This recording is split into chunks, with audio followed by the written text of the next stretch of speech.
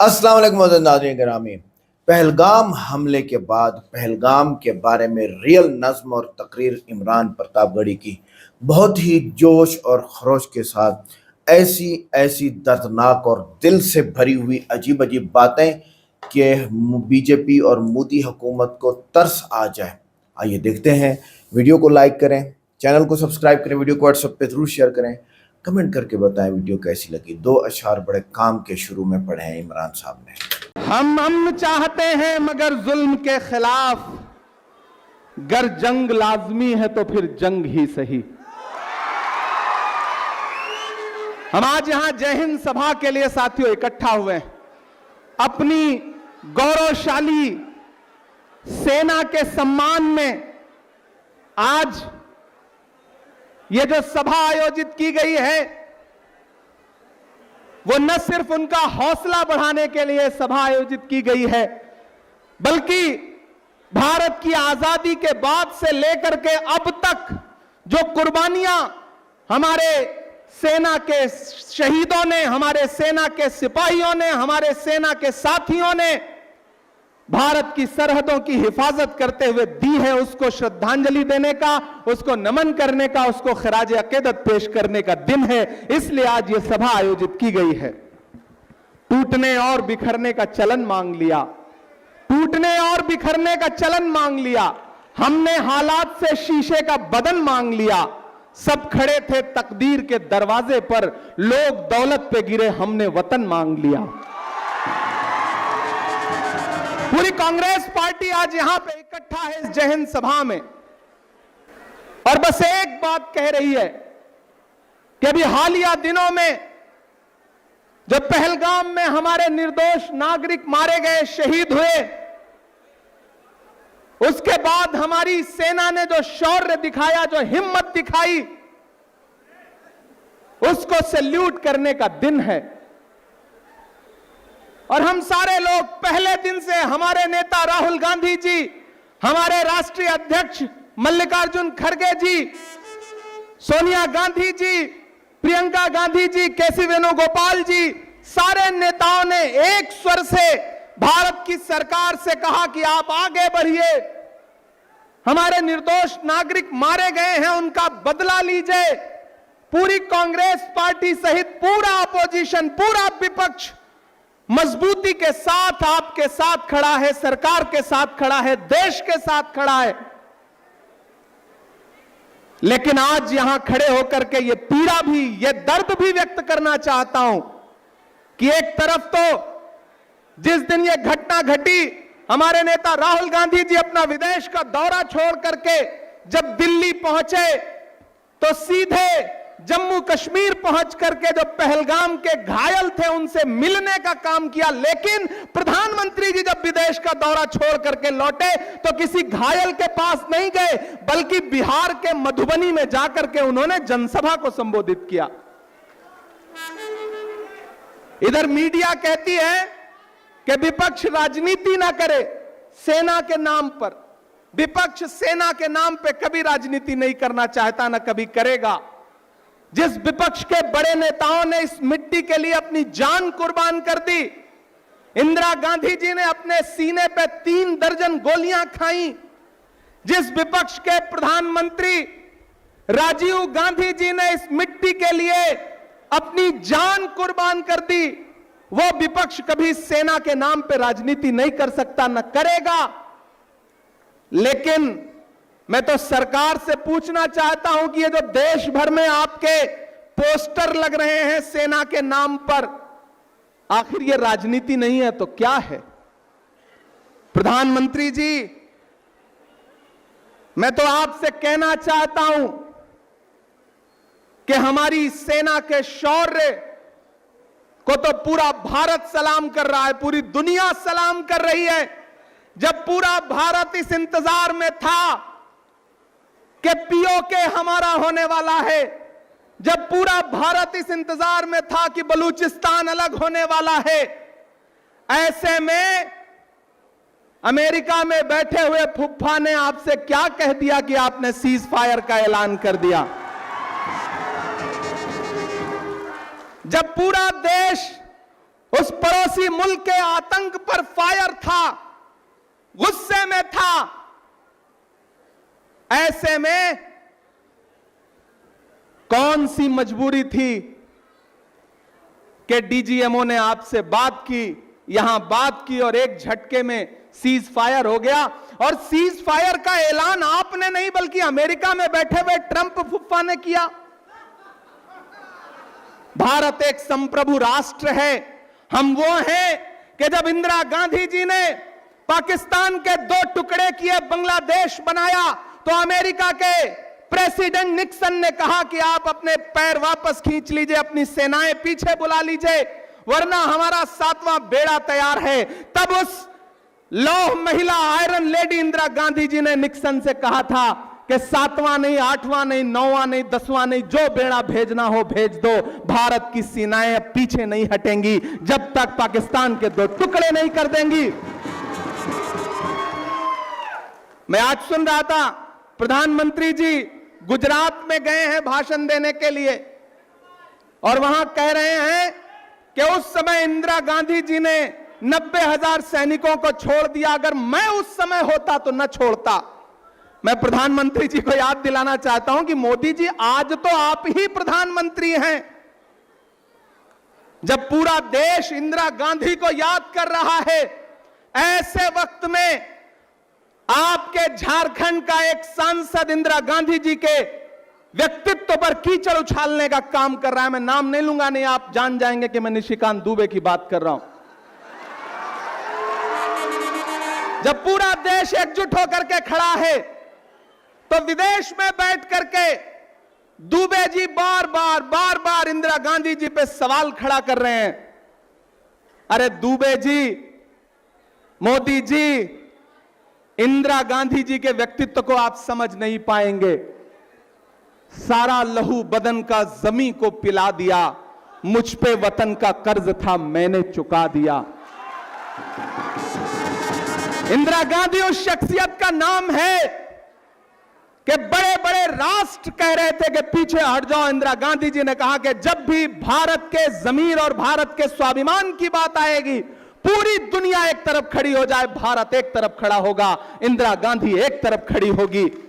मैं आज यहां इस जय हिंद सभा में खड़ा होकर के लौह महिला आयरन लेडी इंदिरा गांधी जी को सैल्यूट करता हूं, और सैल्यूट करता हूं पंडित जवाहरलाल नेहरू जी को। मुझे बहुत अफसोस के साथ कहना पड़ रहा है कि जो पहलगाम में निर्दोष मारे गए थे, न तो उनके परिवार से मिलने के लिए, पाकिस्तान की नापाक गोलाबारी के बाद जो पुंछ में हमारे नागरिक शहीद हुए उनसे मिलने के लिए, ना सेना के जो जवान सरहदों की हिफाजत करते हुए शहीद हुए उनके परिवारों के आंसू पोंछने के लिए, ना तो हमारे प्रधानमंत्री जी के पास समय है, ना भाजपा के नेताओं के पास समय है। उल्टा उनको अपमानित करने की कोशिश की जा रही है। भाजपा के नेताओं में होड़ लगी है कि कौन कितना सेना को अपमानित कर सकता है। एक मंत्री मध्य प्रदेश में खड़ा होकर के कहता है कि कर्नल सोफिया कुरैशी तो आतंकियों की बहन। एक उनका उप मुख्यमंत्री कहता है कि भारत की सेना तो मोदी के चरणों में नतमस्तक है। एक उनका हरियाणा का सांसद कहता है कि जब गोली बरस रही थी पहलगाम में, तो जो वहां महिलाएं मौजूद थी, उन्होंने अगर हिम्मत दिखाई होती तो फिर उन आतंकियों की हिम्मत ना पड़ती। ये अपमान नहीं है तो और क्या है। साथियों, हम अमन चाहते हैं मगर जुल्म के खिलाफ गर जंग लाज। आपने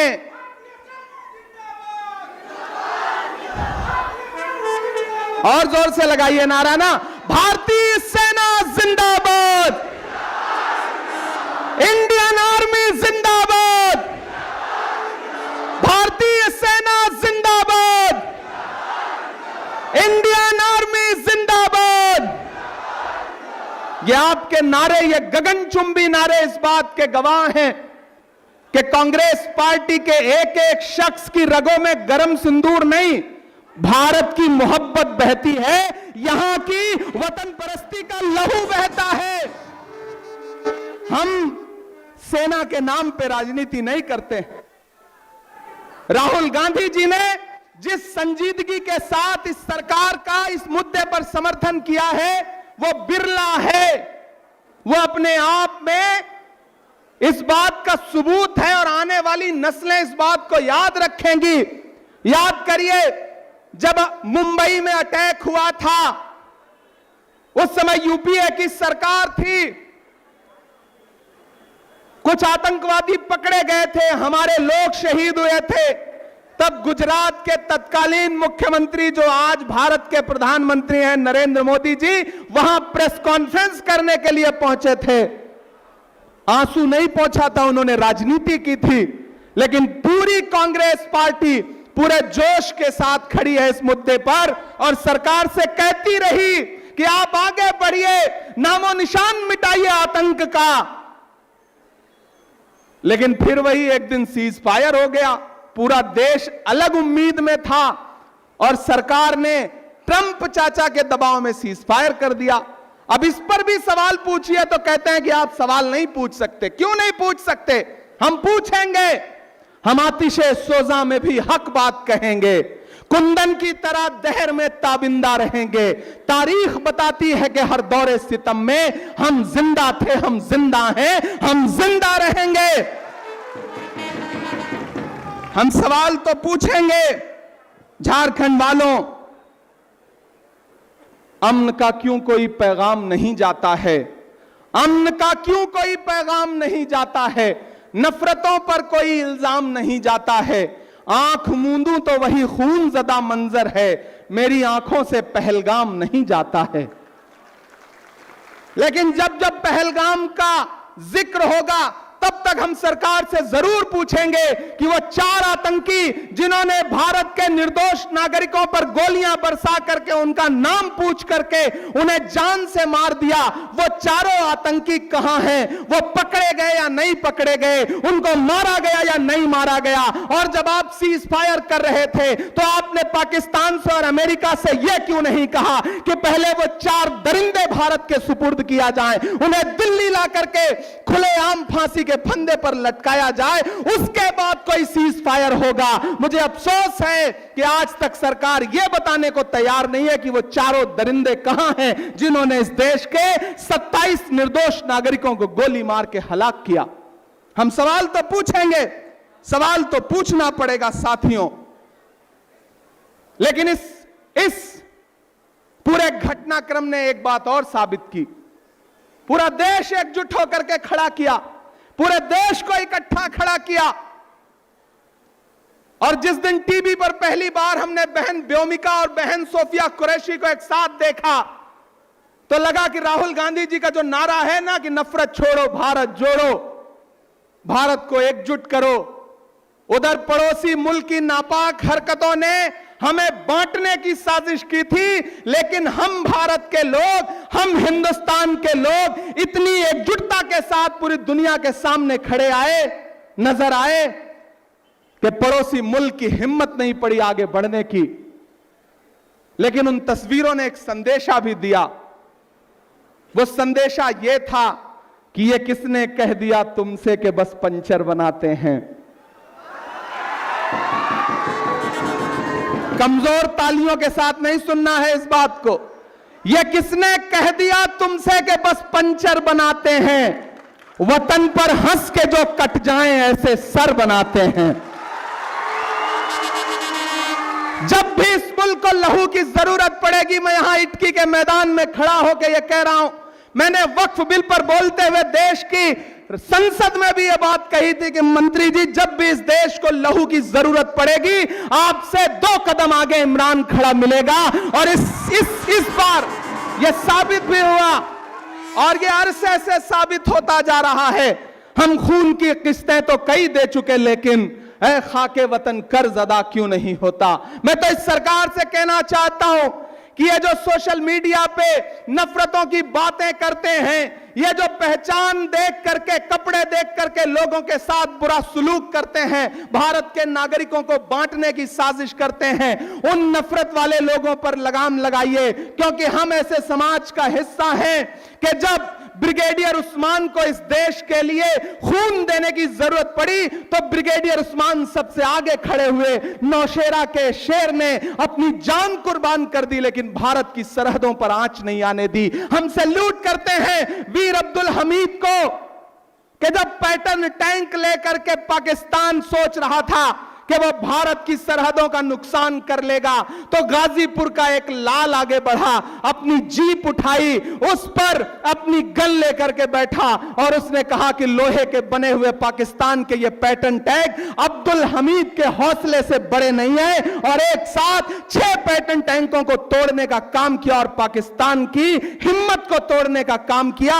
जब भी इस देश को लहू की जरूरत पड़ती है, कभी ब्रिगेडियर उस्मान बन करके, कभी अब्दुल हमीद बन करके, तो कभी कर्नल सोफिया बन करके, कभी व्योमिका सिंह बन करके, कभी कैप्टन मनोज पांडे बन करके, इस देश के सर्व समाज के लोग भारत की सरहदों की हिफाजत के लिए खड़े मिलेंगे। इसलिए सरकार में बैठे हुए लोगों, आपसे गुजारिश है कि ऑपरेशन सिंदूर की क्रेडिट भारत की सेना को जाती है, प्रधानमंत्री जी के पोस्टरों को नहीं जाती है, भाजपा को नहीं जाती है। इसलिए यह पोस्टर लगाना बंद करिए। विपक्ष आपको सेना के नाम पे वोट नहीं मांगने देगा। विपक्ष खड़ा होकर के सवाल पूछेगा। विपक्ष सवाल पूछेगा कि वो चारों दरिंदे कब वापस आएंगे, कब उनको ला करके खुलेआम फांसी के फंदे पर लटकाया जाएगा। विपक्ष सवाल पूछेगा कि भारत जो एक संप्रभु राष्ट्र है, ऐसी कौन सी मजबूरी थी कि सीज फायर की सूचना ट्रंप ने दुनिया को दी। विपक्ष सवाल पूछेगा।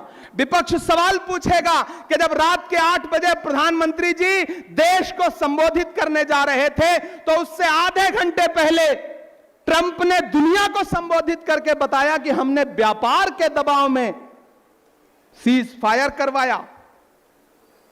मेरे भाइयों, सवाल तो इन सारी चीजों पर बनता ही है और हम सवाल पूछेंगे ही। आखिर में, आपने पिछले कई घंटे से बहुत भाषण सुने। हाँ, मैं बिल्कुल अभी कहां जा रहा हूं, मैं इतनी जल्दी जाऊंगा थोड़ी बिना शायरी सुनाए के। हमें भी पता है कि आपको, मैं जब आया था तो मैंने कहा था कि आप बहन शिल्पी को जिता करके असेंबली पहुंचाइए, मैं फिर से आपका शुक्रिया अदा करने के लिए आऊंगा। मैंने कहा था आपसे ना। और पूरे झारखंड में सबसे पहले मैं कहीं आया तो इटकी के लोगों से मिलने के लिए आया। ये इटकी के लोगों से मोहब्बत है, मांडर के लोगों से मोहब्बत है।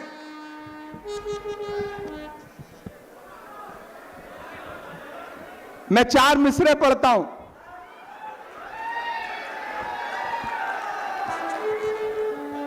कि मेरा मस्कन मेरी जन्नत को सलामत रखना। हम दुआ कर रहे हैं यहां झारखंड में खड़े होकर के, इटकी में खड़े होकर के, आप सारे लोगों के समर्थन के साथ। मुझे खुशी है बंधु भाई, आपका तो नाम ही बंधु है। बंधु का मतलब ही भाई, और हमारे आपके बीच में जो बंधुओं वाला नाता है। और एक बात का बधाई तो आपको बनता है बंधु भाई, कि आपने अपनी बिटिया की परवरिश इतनी शानदार की है और उसको सोशल जस्टिस और राजनीति की ऐसी शानदार समझ आपने दी है कि ये बेटी पूरी दुनिया में आपका नाम रोशन करेगी। ये आपको मुबारकबाद दे रहा हूं कि मेरा मस्कन मेरी जन्नत को सलामत रखना। अगली लाइन पे यहां से वहां तक आपकी दुआएं जाएं दिल्ली तक। मेरा मस्कन मेरी जन्नत को सलामत रखना, मेरे मौला मेरे भारत को सलामत रखना। मेरा मस्कन मेरी जन्नत को सलामत रखना, मेरे मौला मेरे भारत को सलामत रखना। कि सोचता हूं तो मेरी आंख छलक जाती है, मुल्क से रूह का रिश्ता बड़ा जज्बाती है। अगली जो दो लाइनें हैं, यहां मौजूद एक एक हाथ को कसम है, कोई खामोश नहीं रहेगा, कि सोचता हूं तो मेरी आंख छलक जाती है, मुल्क से रूह का रिश्ता बड़ा जज्बाती है। मेरे आका ने मदीने में कहा था ये कभी, अभी नहीं, अगली लाइन पे, कि सोचता हूं तो मेरी आंख छलक जाती है, मुल्क से रूह का रिश्ता बड़ा जज्बाती है। मेरे आका ने मदीने में कहा था ये कभी, कि हिंद की सिमत से एक ठंडी हवा आती है। ऐसी रूहानी मोहब्बत को सलामत रखना, मेरे मौला मेरे भारत को सलामत रखना, मेरा मस्कन मेरी जन्नत को सलामत रखना। वो चाहते हैं कि हिंदुस्तान छोड़ दें हम, बताओ भूत के डर से मकान छोड़ दें हम? मैं आखिरी बंद पढ़ता हूं इस नज्म का। मेरे मौला मेरे भारत को सलामत रखना। और तमाम नफरत वाली ताकतों के नाम, जिन्हें कर्नल सोफिया कुरैशी का बलिदान और कर्नल सोफिया कुरैशी की मुल्क लिए वतन परस्ती भी जिन्हें चुभती हो, जिन्हें हर दिन किसी इमरान से, किसी अनवर से, किसी मंजूर से सवाल पूछना हो, जिन्हें हर दिन कपड़े देख करके वतन परस्ती नापनी हो, मैं उन तमाम लोगों के नाम यहां खड़ा होकर के इस जय हिंद सभा में यह शेर पढ़ता हूं कि तूने नफरत का जो बाजार सजाया हुआ है, तू ये कहता है मुसलमान पराया हुआ है, आजा दिल चीर के दिखलाऊं वतन का नक्शा। अब तैयार रहना, आजा दिल चीर के दिखलाऊं वतन का नक्शा, मेरा भारत मेरी सांसों में समाया हुआ है।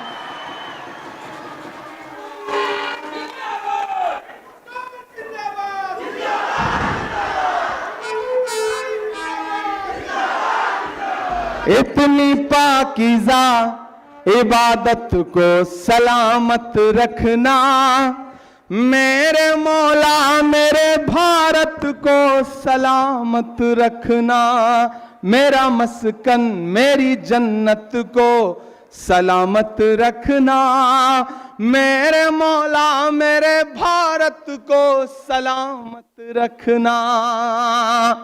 झारखंड वालों, मैं अपने नेता राहुल गांधी जी की तरफ से, मल्लिकार्जुन खड़गे जी की तरफ से, आपके प्रभारी केराजू जी की तरफ से, केशव महतो कमलेश जी की तरफ से, राजेश ठाकुर जी की तरफ से, शहजादा अनवर साहब की तरफ से, मंजूर अंसारी की तरफ से, जीनल जी की तरफ से, आपके चहेते बंधु तिर्की जी की तरफ से, श्रीवल्ला जी की तरफ से और अपनी बहन शिल्पी बंधु तिर्की के तरफ से पूरे झारखंड ही नहीं बल्कि पूरे भारत को यह पैगाम देना चाहता हूं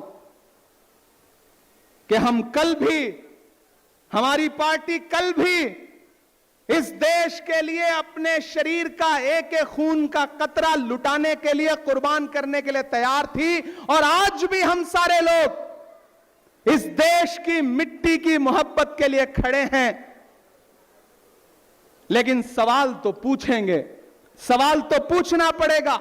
मैं सवाल तो पूछूंगा प्रधानमंत्री जी से कि प्रधानमंत्री जी, आपके लिए चुनावी रैलियां ज्यादा जरूरी हैं या शहीदों का परिवार ज्यादा जरूरी है? मैं सवाल तो पूछूंगा, मैं सवाल जरूर पूछूंगा और वक्त पर पूछूंगा। वक्त पर पूछना ज्यादा जरूरी है। आने वाले दिनों में पूछेंगे तो देर हो जाएगी। वक्त की कीमत हम सारे लोगों को करनी चाहिए। जो अखबार सुबह 5 रुपए का एक मिलता है, वक्त निकल जाता है तो शाम को वही 5 रुपए का 1 किलो मिलता है। तो वक्त पर तो पूछना पड़ेगा, हम वक्त पर तो पूछेंगे साथियों, हम सवाल पूछेंगे। मुझे याद है कि राजू जी, मैं गया था छपरा जब शहीद इम्तियाज के परिवार से मिलने, तो उनका एक 25 साल का बेटा है जिसका नाम भी इमरान है। मैं जब उससे मिलने गया तो उसने अपने दोनों हाथों से मेरे दोनों हाथ पकड़े और रोते हुए कहा कि मेरे पापा इस देश की मिट्टी के लिए शहीद हो गए, मुझे अपने पापा पे बहुत प्राउड है, फख्र है, लेकिन इमरान साहब हम ये भी कह रहे हैं कि अगर कल को इस देश के लिए मुझे भी अपनी कुर्बानी देनी पड़े तो मैं तैयार हूं। ये जज्बा है इस देश के बेटों का। मैं जब गया झंटू अली शेख के परिवार से मिलने तो उनका 10 साल का बेटा मुझसे रो के कहने लगा कि मेरे पापा चाहते थे कि मैं आईएएस बनूं, अगर मेरा एडमिशन सैनिक स्कूल में हो गया तो मैं अपने पापा की ख्वाहिश पूरी करूंगा और इस देश की सेवा करूंगा। जब मैं राम बाबू जी के परिवार के पास गया तो उनका परिवार भी रोते हुए यही कह रहा था कि हमारा एक बेटा तो शहीद हो गया, लेकिन अगर देश को जरूरत हो तो हमारे बाकी बेटे भी देश के लिए तैयार हैं। यही भारत है, यही हिंदुस्तान है। इसी का सपना लेकर के 4000 किलोमीटर राहुल गांधी जी चले थे, एक नारा लगाते हुए, मुझे नफरत के बाजार में।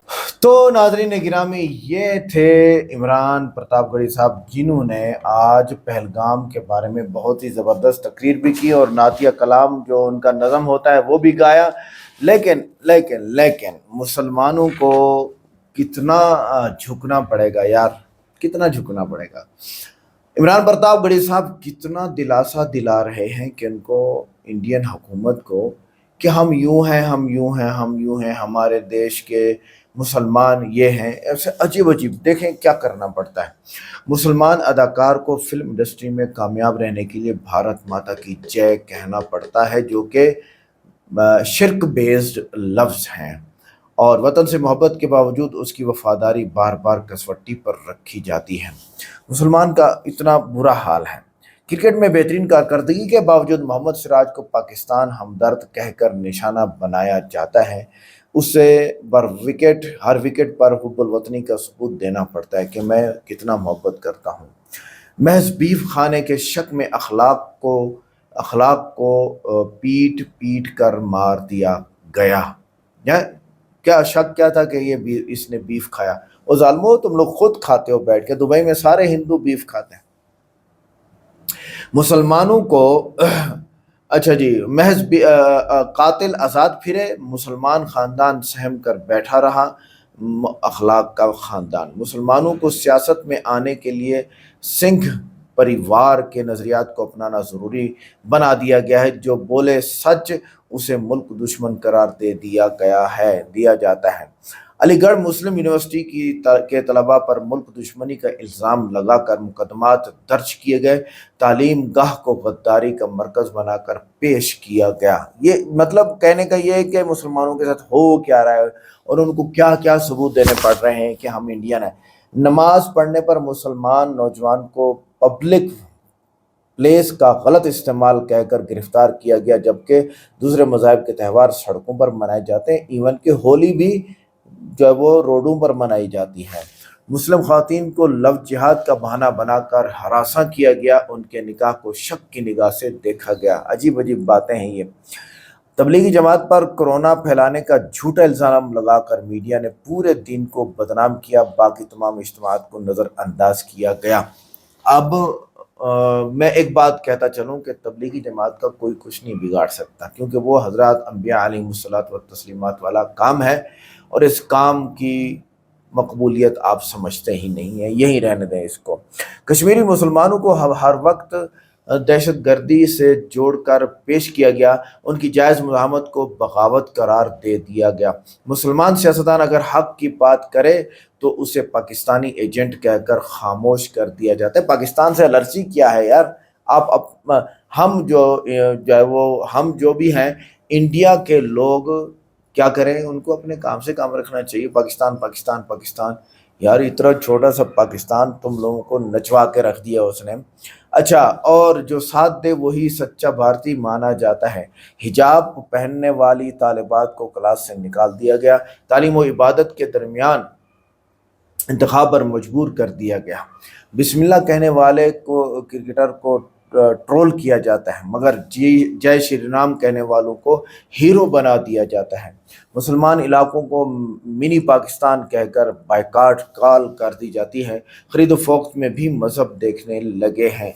अगर मुसलमान एहतजाज करे तो फसादी दहशतगर्द कहलाता है, मगर दूसरा ग्रोह एहतजाज करे तो जमहूरी हक कहलाया जाता है। मस्जिद बनाने पर अदालतों में लंबी लंबी तारीखें दी जाती हैं। मंदिर बनाने के लिए रातों रात ऑर्डिनेंस आ जाता है। अच्छा, मुसलमान बच्चों के नाम पर स्कूलों पर तबसरे किए जाते हैं। उनके नामों को भी कौम परस्ती की कसवट्टी पर रखा जाता है। आज़ाद भारत में अजान की आवाज़ को शोर करार दिया गया, जबकि लाउड स्पीकर पर भजन और कीर्तन को मजहबी आज़ादी कहा गया। कीर्तन मुसलमानों के कारोबार पर बाइकाट की मुहिम चलाई जाती है। उनकी दुकानों को बंद करने पर फख्र किया जाता है। बीजेपी का मुस्लिम उम्मीदवार भी अपनी मुस्लिम शनाख्त छुपाता है, क्योंकि खुले आम इस्लाम की बात करना सियासी खुदकुशी कहलाता है।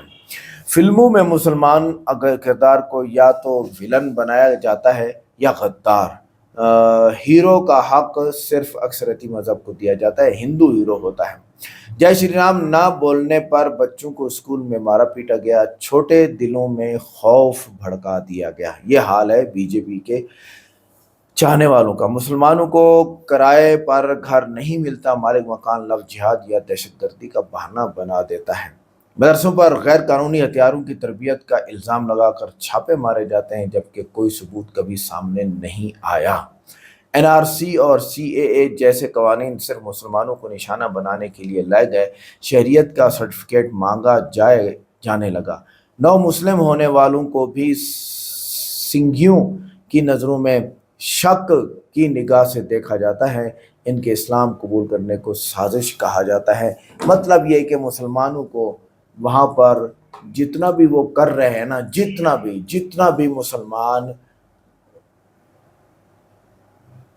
जो वो पैरों के तलवे चाट रहे हैं हिंदुओं के, जितना भी मुसलमान पैरों के तलवे चाट रहे हैं हिंदुओं के, उनको कुछ भी नहीं मिल रहा। मुसलमानों को जाग जाना चाहिए। वीडियो कैसी लगी? वीडियो को लाइक करें, चैनल को सब्सक्राइब करें, वीडियो को व्हाट्सएप पे जरूर शेयर करें, कमेंट करके बताएं वीडियो कैसी लगी। मिलते हैं नेक्स्ट वीडियो में। अस्सलाम वालेकुम।